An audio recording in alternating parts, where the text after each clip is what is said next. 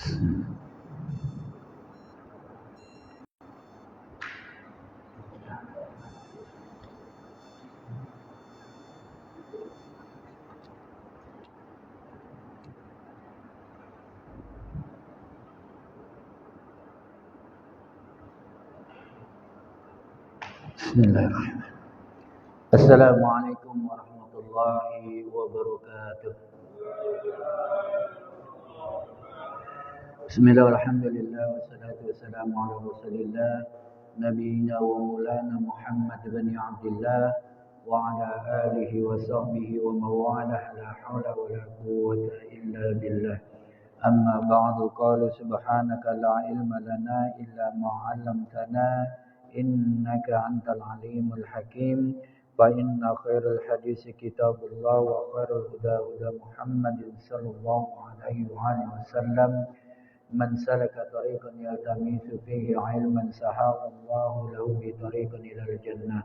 Wa qala Imam Syafi'i rahimahullahu ta'ala rahmatan wasi'atan, man arada ad-dunya fa'alaihi bil ilmi wa man arada al-akhirata fa'alaihi bil ilmi wa man aradahuma fa'alaihi bil ilmi. Sadaqallahul aliyyul azim.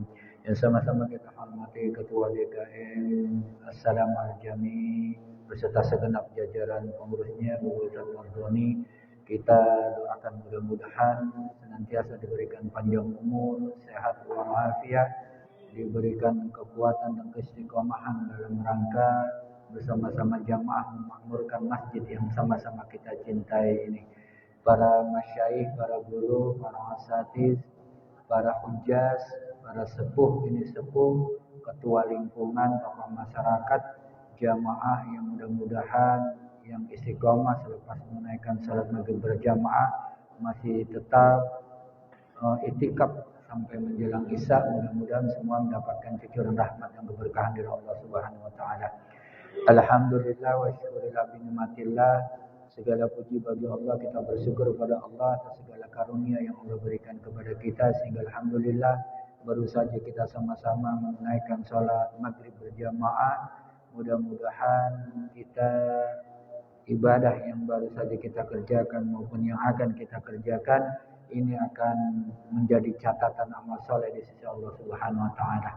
Salawat juga salam semoga selalu kita haturkan pada junjungan kita baginda Nabi besar Muhammad sallallahu alaihi wasallam beserta para keluarga, sahabat dan juga para pengikutnya, dan mudah-mudahan kita semua termasuk umat yang akan mendapatkan syafaatul uzma fi yaumil qiyamah. Amin ya rabbal. Kita buka kajian kitab hadis Arba'in An-Nawawi dengan umul kita suratul Fatihah. Kita mohon keridhaan Allah dengan wasilah Fatihah ini, semoga Allah menjaga hidayah iman dan Islam kita.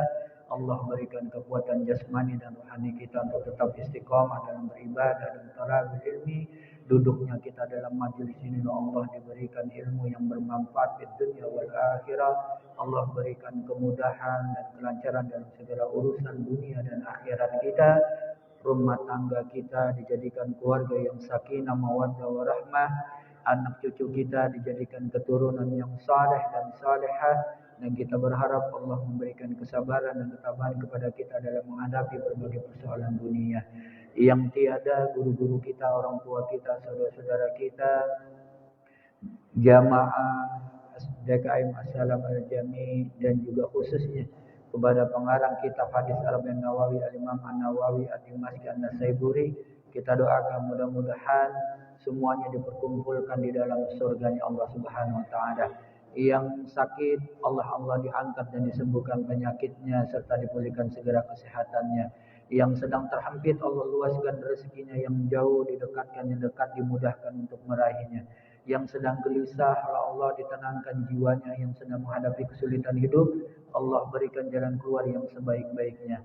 Setiap saat kita tidak pernah lepas dari limpahan rahmat dan keberkahannya sampai dengan akhir kehidupan kita diwafatkan dalam keadaan husnul khatimah. Ala hadiniyah wa ala kulli niyatin salihah wa ila hadratin nabiyil mustafa rasulillah sallallahu alaihi wasallam. Al-Fatihah. A'udzu billahi minasy syaithanir rajim. Bismillahirrahmanirrahim. Alhamdulillahi rabbil alamin. Ar-Rahmanir Rahim, Maliki Yawmiddin, Iyyaka na'budu wa iyyaka nasta'in, Ihdinas siratal mustaqim, Siratal ladzina an'amta 'alaihim ghairil maghdubi 'alaihim waladdallin. Rabbana ighfir lana dzunubana. Jamaah yang dimuliakan Allah Subhanahu wa taala, kita lanjutkan pembahasan kita. Kita memasuki hadis as-sabi'u. Hadis yang ketujuh yang oleh Imam Nawawi diberikan judul Ad-Dinun Nasihatu. Bahwa agama itu nasihat. Imam Nawawi mencantumkan hadis ini dengan judul Ad-Dinun Nasihat. Ini dari judulnya aja udah luar biasa.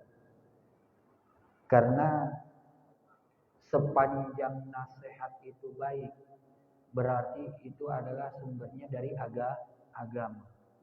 Maka ketika orang dinasihati dengan kebaikan, kemudian dia menolak atau dia meremehkan nasihat itu, berarti dia sedang menolak atau sedang melecehkan agama. Jadi kalau udah bicara tentang nasihat, kebaikan, meskipun datangnya dari orang yang banyak bermaksiat, tetapi apa yang dinasihatkan itulah sebuah kebaikan yang bersumber pasti kebaikan itu dari agama. Maka kita harus terima. Nggak boleh kita menolak atau bahkan meremehkan orang yang memberikan nasihat, meskipun tadi datangnya dari orang yang banyak berbuat dosa.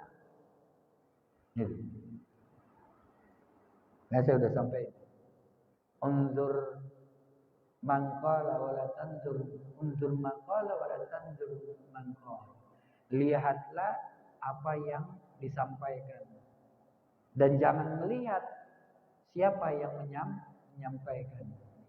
Jadi apapun itu, sepanjang itu adalah sebuah nasihat, maka ketika kita terima berarti kita menerima agama. Nah, kita baca dulu hadisnya di sini. Ya. Bismillahirrahmanirrahim. Qala al-Imam Asy-Syafi'i rahimahullah. Qala al-Imam An-Nawawi rahimahullahu ta'ala rahmatan wasi'atan wa nafa'allahu bihi. An Abi Ruqayyah Tamim bin Aus ad-Dari radhiyallahu anhu anna an-nabiy sallallahu alaihi wasallam qala ad-dinun nasihatu qulna liman qala lillahi wa li kitabihi wa li rasulihi wa li a'immati muslimina wa ammatihim rawahul. Hadis ini diriwayatkan oleh Imam Muslim di dalam Kitabul Iman, dalam babul bayani an-dinan nasihah, dalam hadis nomor 55, bab tentang penjelasan bahwasanya agama itu adalah nasihat. Imam Nawawi ini berkata dalam memberikan sedikit komentar terhadap hadis yang beliau cantumkan. Qala al-Imam An-Nawawi rahimahullahu ta'ala rahmatan wasi'atan wa nafa'allahu bihi. Laisa Tamim ad-Dari fi sahih al-Bukhari an-Nabi sallallahu alaihi wasallam syai' wala lahu fi al-Muslim anhu ghairu hadzal hadis. Bahwa bukannya At-Tamim Ad-Dari di dalam Sahih Bukhari dari Nabi Muhammad SAW. Ya, ini hadis juga dicantumkan oleh Imam Abu Daud Az-Zahiri di dalam Kitabul Adab. Karena ini memang ya termasuk salah satu yang dikatakan 4 hadis yang hadal hadis min jawami'il kalam. Ini termasuk sesungguhnya hadis yang singkat tapi muatannya begitu padat. Fi jawami'il kalam allati ikhtassa biha Rasulullah sallallahu alaihi wasallam, yang memang khusus dimiliki oleh Rasulullah sallallahu alaihi wasallam. Jadi tidak semua orang memiliki ya kecerdasan sebagaimana kecerdasannya Rasulullah sallallahu alaihi wasallam. Karena setiap kata-kata Rasulullah, ucapan Rasulullah meskipun pendek, singkat, tapi mengandung makna yang begitu luas.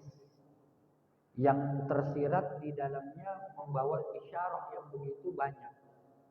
Sampai-sampai banyak para ulama yang menjelaskan ya setiap ucapan-ucapan Rasul yang pendek ini dengan berbagai sudut pandang, berbagai sisi dalam memberikan penjelasan setiap qaulnya Rasulullah sallallahu alaihi wasallam. Ya. Ini kata Syekh Mustafa Al-Bukhari dikatakan bahwa ibaratu an kalimati mujizati istimmalati ala ma'ani katsiratin wa fawaidil jalilah. Bahwa ini ibarat dari setiap kalimat-kalimat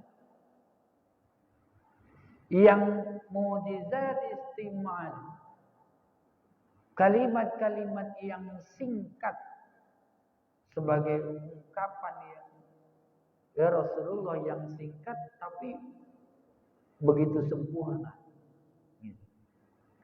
Karena ala ma'ani, terhadap atau atas makna yang terkandung di dalam ucapan Rasulullah sallallahu alaihi wasallam. Wa fawaidi jalilah,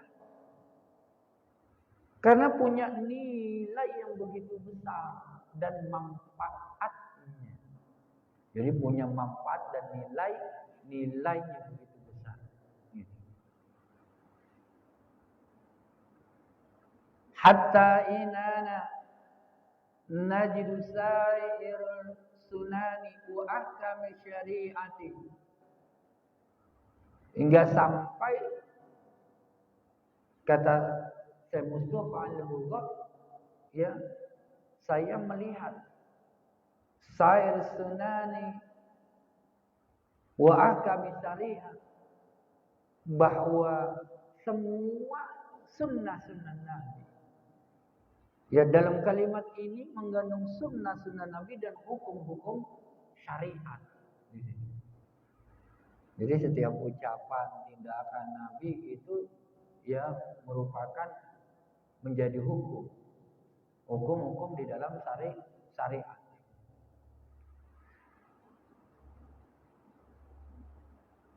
Nah, ini hadis juga diriwayatkan tadi oleh Imam Abu Dawud di dalam Kitabul Adab, di dalam Babu fin Nasihat. Karena memang ini salah satu daripada hadis yang membahas dari 4 hadis yang berkaitan dengan adabul khair, adab yang baik gitu. Bahkan ini satu ungkapan yang mengandung nilai-nilai yang keluhuran dalam setiap ajaran-ajaran Islam. Karena apapun yang berupa nasihat yang baik itu adalah bagian dari agama. Nah, hadis ini diriwayatkan oleh seorang sahabat yang namanya disebut tadi Abi Ruqayyah. Ini nama kunyahnya. Nama kunyahnya nama panggilan. Panggilannya Abu Ruqayyah. Sebenarnya namanya tadi disebut dengan At-Tamimi ibnu Ausin Ad-Dari. Ya, Ad-Dari ini dinisbahkan ya dengan apa? Ila jaddihi dari Ibnu Hani. Oleh nama kakeknya. Kakeknya yang namanya Ad-Dari Ibnul Hani. Syekh Muhammad bin Abdullah Al-Jurdani rahimallahu taala di dalam kitab Jawahirul Al-Lu'lu'iyah fi syarhi Arba'in Nawawiyah itu memberikan penjelasan terkait dengan sahabat yang namanya Abu Ruqayyah. Ini memang nama disebutnya dengan Ruqayyah. Kalau Ruqayyah identik namanya nama siapa? Perempuan. Karena memang ya kalau seseorang yang dilahirkan dari seorang ibu kadang-kadang ya itu dinisbahkan kepada nama ibunya. Kayak seorang muadzin yang umi. Siapa namanya tuh? Yang buta tuh. Selain Bilal kan ada seorang muadzin pada zaman Rasulullah. Dulu kan kalau azan 2 kali tuh kalau subuh. Sebelum subuh itu di waktu fajar fajar kazib itu biasanya yang pertama kali azan siapa? Sahabat Nabi namanya Umi Maktum. Itu namanya sebenarnya Abdullah.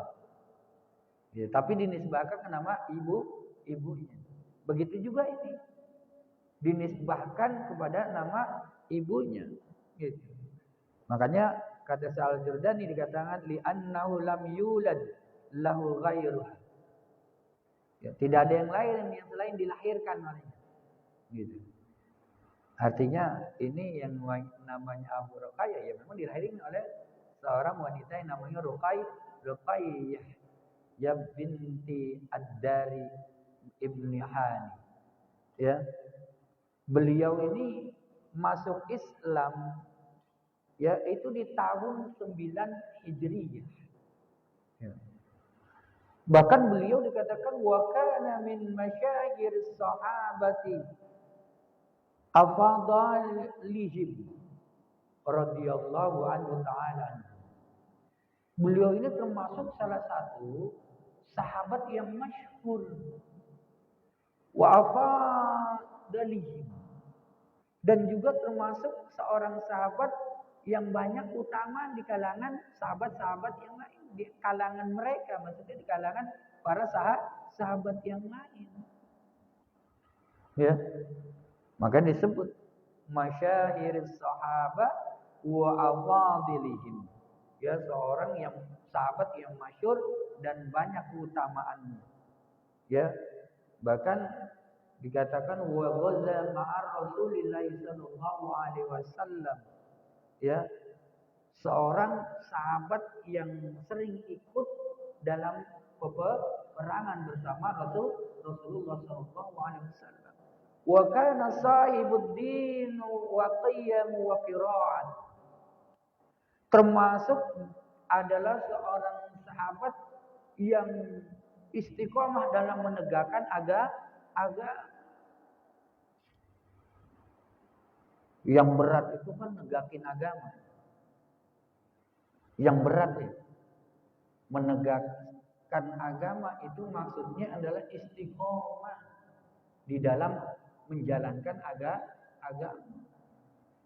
Bahkan beliau ya orang yang termasuk istiqomah dalam qiraah di dalam membaca Al-Qur'an. Maka dalam satu riwayat dijelaskan kana yahtimul Qur'ana fi raq'atin. Adalah beliau biasa menghatamkan Al-Qur'an itu di setiap rakaatnya. Beliau menghatamkan Al-Quran di dalam satu rakaat. Bagaimana ceritanya bisa menghatamkan Quran dalam satu rakaat? Kita baca satu rakaat, baca surat agak panjang aja kita udah mulai gelisah. Ya, gelisah. Apalagi kalau taraweh, baca bacaan yang panjang dikit aja udah gelisah. Udah nggak tenang. Nah ini kalau bacanya seperti beliau, menghatamkan Quran, bukan menghatam satu juz, nggak disebutin satu juz itu. Menghatam wa yaqtimul Qur'ana, menghatamkan Al-Qur'an fi raka'atin, dalam satu rakaat. Gimana ceritanya itu? Ya Allah. Bacanya seperti apa ya? Kita nggak bisa bayangin. Berdirinya bagaimana? Apakah emang dia itu dalam satu rakaat itu istiqomah dalam berdiri bacanya, atau mungkin ada di sela-sela kelelahnya dia berdiri, dia duduk tapi tetap membaca Quran. Enggak diriwayatkan di dalam riwayat ini. Hanya dikatakan dijelaskan oleh Syekh Al-Jurdani itu wa yaqtimul Qur'ana fi raka'at. Di situ. Wa rubbama kana yuraddadul ayatil wahidatul lail kullah illa sabah. Ya Allah. Kadang-kadang beliau ini ya sepanjang malam kadang-kadang mengulang-ulang baca setiap satu ayat. Diulang setiap malam. Ila sabahi, sampai datang waktu subuh, mengulang ayat-ayat yang boleh jadi ayat-ayat yang memang punya nilai-nilai khusus, yang punya keistimewaan. Kan setiap ayat itu punya keistimewaan. Boleh jadi ini ya At-Tami Ad-Dari ini termasuk orang yang biasa setiap ayat Al-Quran itu sering diulang. Boleh jadi beliau ini hafal. Seorang yang hafal ya Al-Quran karena mampu dia menghatamkan. Wa ishtara hullatan bi'alfin kana yaqumu fiha al-layl. Dan beliau ini biasa ishtara, bertransaksi di waktu malam dengan Allah Subhanahu wa taala. Artinya apa? Kalau bertransaksi berarti apa? Berinteraksi dengan Allah Subhanahu wa taala. Di setiap malam dia menghidupkan online, menghidupkan malam dengan ibadahnya gitu. Ya memang orang dalam setiap amal-amal kita, setiap perbuatan kita itu mestinya kita jangan sampai lepas dari bertransaksi dengan Allah. Apapun itu. Setiap kebaikan atau amal perbuatan yang baik yang kita kerjakan itu jangan lepas dari yang namanya berjual beli dengan Allah. Karena setiap transaksi kita dengan Allah dalam setiap amal-amal kebaikan kita itu oleh Allah sudah dijanjikan. Oleh Allah akan diberikan sebuah surga. Kan di dalam surat At-Taubah itu disebutin dalam ayat 112 kalau nggak salah. Ishtara minal mu'minina bi anfusihim wa amwalihim bi anna lahumul jannah. Innal ladzina ishtara, sesungguhnya orang-orang yang beriman. Minal mu'minin, berjual beli, bertransaksi. Bi anfusihim wa amwalihim, dengan dirinya, jiwa mereka dan harta mereka yang oleh Allah diberikan penawaran harga yang begitu istimewa dengan surganya Allah. Dibayarnya kapan? Bayarnya kapan? Allah tawar tapi dibayarnya kasbon. Kan janji Allah tuh. Artinya belum dibayar surganya nanti Allah kasih. Gitu.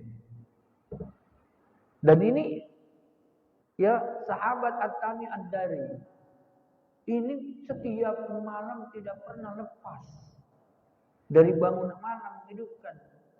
Ya semua jiwanya diberikan kepada Allah Subhanahu wa taala. Gitu. Bahkan ada yang ulama yang berpendapat kana yakhruju fiha ila sholati, bahwa adalah At-Tami Ad-Dari itu biasa keluar di tengah malam, sepertiga malam itu ila sholat, untuk menuju sholat. Boleh jadi pergi ke masjid untuk melaksanakan sholat malam. Kira-kira boleh nggak kalau kita sholat malam ke masjid? Ya selain kalau bulan Ramadan nih, selain bulan Ramadan, ya kalau bulan Ramadan kan orang itikaf, ya sholat malamnya di masjid.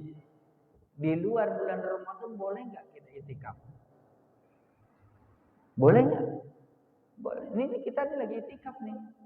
Kan itikaf artinya apa? Berdiam di diri.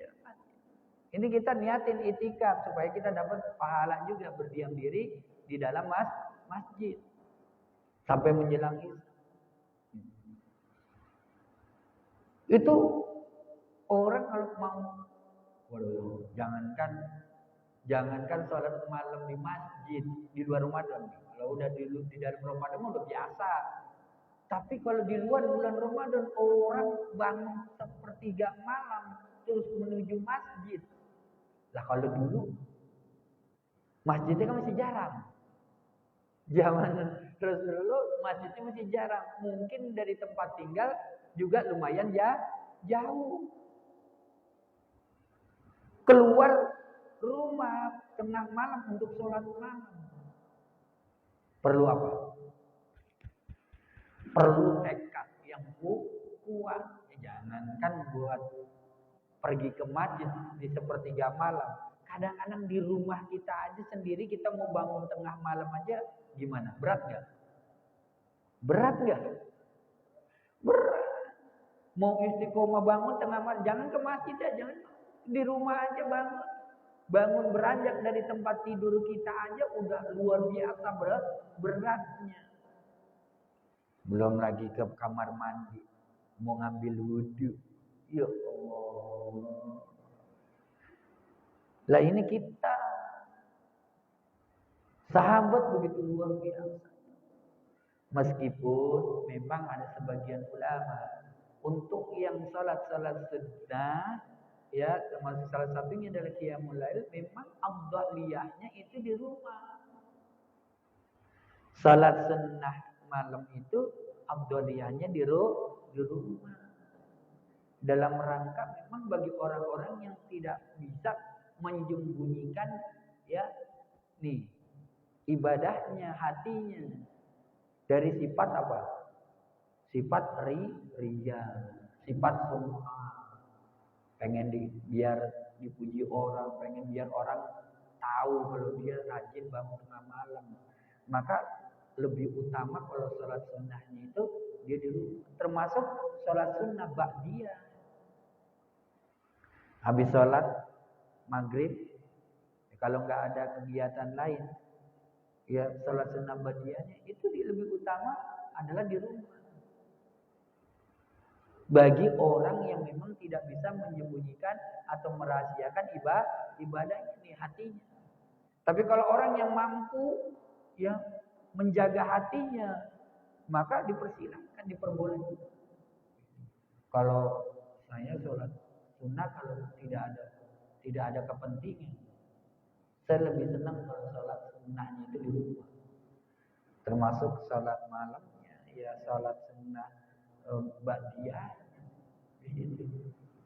Kalau qobliyah utama di masjid, karena menjaga agar kita bisa mendapatkan waktu-waktu yang baik di situ. Nah, ini Imam Ad-Dari At-Tamimi Ad-Dari Beliau seorang sahabat, salah satu sahabat yang dalam satu riwayat itu bertemu dengan yang namanya Dajjal. Dalam riwayat yang panjang, di dalam manaqib, radhiyallahu, dalam manaqibnya sahabat, ya sahabat At-Tami Ad-Dariri itu, ya radhiyallahu anhu ta'ala, anna Nabiy sallallahu alaihi wasallam haddatsa anhu 'ala al-mimbar qissatul jasasa wad dajjal. Bahwasanya Nabi Muhammad sallallahu alaihi wasallam menceritakan darinya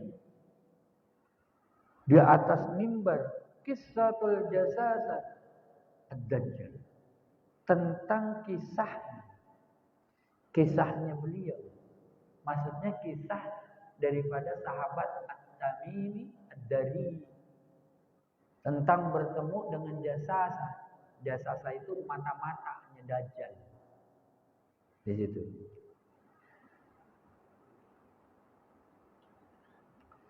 Wa hasalha anna an-nabiy sallallahu alaihi wasallam jam'un nas. Yang kemudian Rasulullah sallallahu alaihi wasallam, ya, bahwasanya Nabi kemudian mengumpulkan itu orang-orang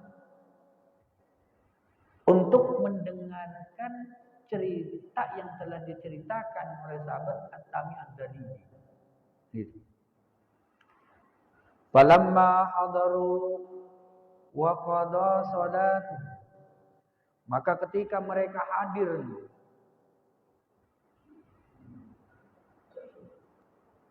beliau segera, ya, salatnya, menyelesaikan salatnya. Kemudian jalasa 'alal mimbar wa huwa yadhak.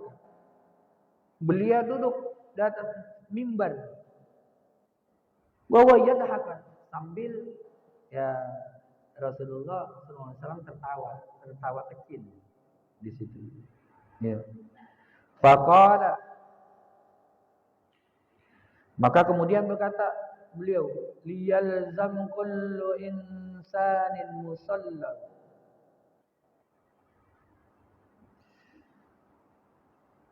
biarkan setiap orang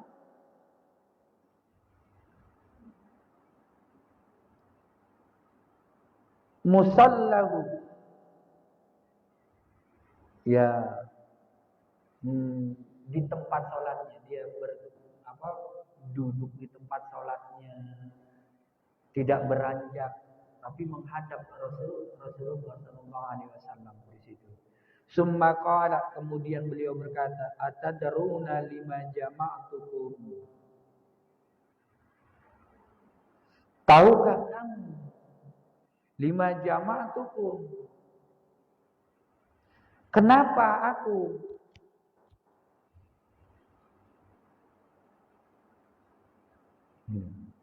maksudnya ini Nabi, kenapa aku tertawa gitu.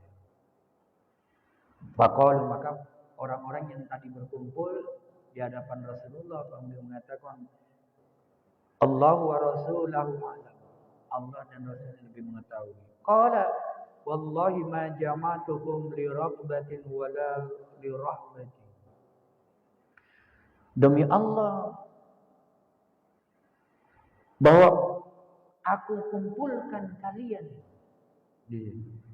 li rahbatin wala li rahbatin, karena keinginan, bukan karena wala rahbat, bukan karena ketakutan. Jama'tukum li anna Tamima Ad-Dariyah, tetapi aku kumpulkan kalian karena sesungguhnya sahabat yang namanya At-Tamim Ad-Dari kana rajulan nasraniyan. Di sahabat Ad-Dari tadi, At-Tamim Ad-Dari itu seorang memang berasal dari Nasrani agamanya tadinya. Kemudian dia masuk Islam. Faja'a fabaya'a wa aslama. Maka dia kemudian datang dan dia berbaiat lalu masuk Islam. Wa haddatsani hadisan wa faqalladzi kuntu uhadditsukum bihi anil masihid dajjal. Dan menceritakan dan aku menceritakan hadisan wa faqalladzi kuntu uhadditsukum, di mana ya Tamim Ad-Dari menceritakan, dan ini diceritakan lagi oleh Rasulullah kepada kalian tentang Masihid Dajjal. Haddatsani annahu raqiba fi safinati bahriyati. Ini beliau menceritakan bahwa suatu ketika beliau ini pernah berkelana, berlayar bersama ma'asalasina rajulan minal lahmi wal juzam, bersama dengan 30 orang dari Bani Khulam dan Bani Juzam. Kemudian falaiba bihimul mawju sya'ran fil bahri. Maka kemudian dia terombang-ambing.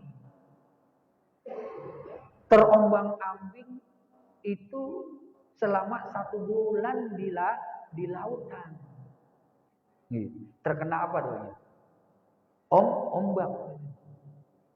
Sampai-sampai fa'arsawa ila jazyar. Sampai dia terdampar, berlabuh di tengah-tengah laut, di sebuah jazyarah, sebuah pulau di situ.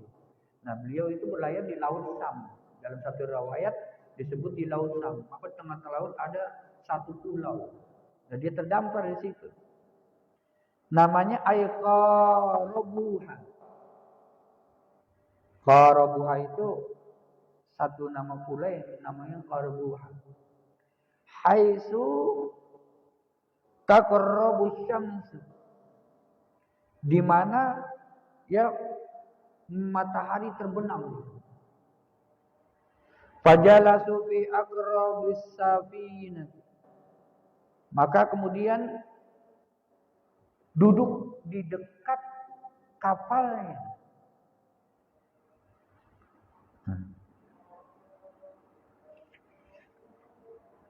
Saghiratan yuqalalah.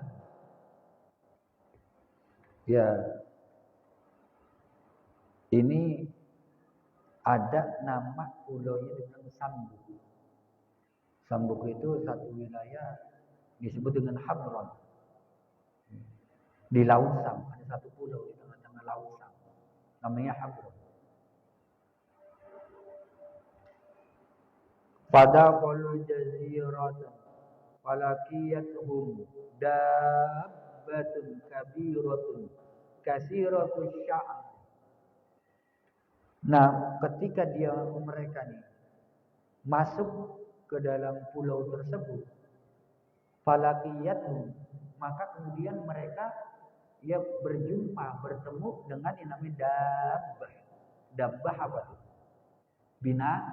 Binatang kabirun, binatang yang besar. Kasiratus sa'ar, yang banyak bulunya. La yadruna ma qubuluha min duburiha min kasratis sya'r, sampai enggak terlihat itu yang namanya qubul sama dubur. Saking banyaknya apa? Bulunya, sampai tertutup qubul dan duburnya. Ini ya binatang yang wallahu alam ya. Apakah ini merupakan simbol, isyarat? Apakah benar-benar ini adalah binatang yang memang digambarkan dalam hadis ini, atau memang seperti hewan Ya, karena dulu tahu bangsa barbar dan Tatar, bangsa Babilonia, bangsa barbar dan Tatar. Itu kan orang yang senang berperang dan berpindah-pindah untuk menguasai tempat. Dan mereka senang menggunakan pakaian dari apa? Kulit binatang. Ya kadang-kadang kulit beruang. Ya ibu itu makanya emang ya oh, sampai menutupi bagian kepala dengan apa? Dengan seperti apa kulit yang berasal dari kepalanya, kepala binatang. Jadi seolah-olah dia seperti seakan-akan seperti binatang. Gitu. Itu orang-orang barbar bangsa dan Tartar itu seperti itu. Yang memang dalam riwayat-riwayat lain diberikan apa ciri-ciri yang kulitnya putih, rambutnya merah, kemudian matanya sipit. Persis seperti bangsa Mongol. Bangsa Mongol dulu ada yang namanya suku barbar dan suku Tartar. Orang yang senang banget dia berpindah dari satu tempat ke tempat yang lain yang dia tujuannya untuk menguasai wilayah itu dan tidak segan-segan membantai penduduk-penduduk di mana dia bersinggah di situ untuk menguasai tempat. Kalau udah kuasai dia pindah lagi dari tempat. Itulah suku barbar dan Tartar. Dan itu udah. Nah ini tadi jelas sendiri. Cerita ini memang panjang salah satu. Insya Allah nanti kita lanjutkan untuk belum masuk hadisnya. Baru cerita sahabat. Karena ini salah satu-satunya sahabat yang memang bertemu dengan Dajjal. Yang nanti juga akan ya di akhir zaman itu tanda-tanda hari kiamat akan datang fitnatil masihid dajjal. Makanya kita ketika sholat di akhir tahiyat akhir di ujungnya kita baca tuh. Ya, Allahumma inni a'udzubika min fitnatil masihid dajjal wa azabil qabri wa fitnatil masihid dajjal. Kita minta supaya apa? Dihindarkan dari azabnya kubur dan dari fitnahnya ya masih itu artinya dari kata yang sa'ul ardun. Ya maksudnya yang memang dia ini menyekap lantai, menyekap tanah. Artinya apa? Seperti binatang melata. Karena memang masih Dajjal itu binatang yang melata dan itu disimbolkan binatang yang merayap dan merayap itu adalah sebuah gerakan di bawah tanah. Nah, berarti apa? Kalau gerakan di bawah tanah musuh ya musuh-musuh Islam dan termasuk itu yang digambarkan yang dimaksud dengan akan datang nanti hari kiamat fitnatil masihid dajjal. Mudah-mudahan kita dilindungi oleh Allah dari fitnahnya masihid dajjal. Allah alam. Besok nanti kita lanjutkan lagi. Al-Fatihah. A'udzubillahi minasyaitonir rajim. Bismillahirrahmanirrahim. Alhamdulillahirabbil alamin. Arrahmanir rahim. Maliki yaumiddin. Iyyaka na'budu wa iyyaka nasta'in. Ihdinas siratal mustaqim. صراط الذين أنعمت عليهم غير المغضوب عليهم ولا الضالين وفقنا كريم وفقنا كريم وفقنا كريم يا أرحم الراحمين ارحمنا اللهم إنا نسألك علما نافعا اللهم أصلح ذات بيننا اللهم علق بين قلوبنا اللهم إنا نعوذ بك من الظلمات الوهم والسحر بنور الفهم وافتح علينا بمعرفة العلم اللهم إنا نعوذ بك من علم لا ينفع وقلبه لا يخشى ونفس لا تشبع ودعاء لا يسمع وعمل لا يرفع من فضلك دوم يسمع اللهم تحية فيها سلام وآخر دعواهم الحمد لله رب العالمين استغفر الله العظيم استغفر الله العظيم استغفر الله العظيم سبحانك اللهم وبحمدك أشهد أن لا إله إلا أنت أستغفرك وأتوب إليك السلام عليكم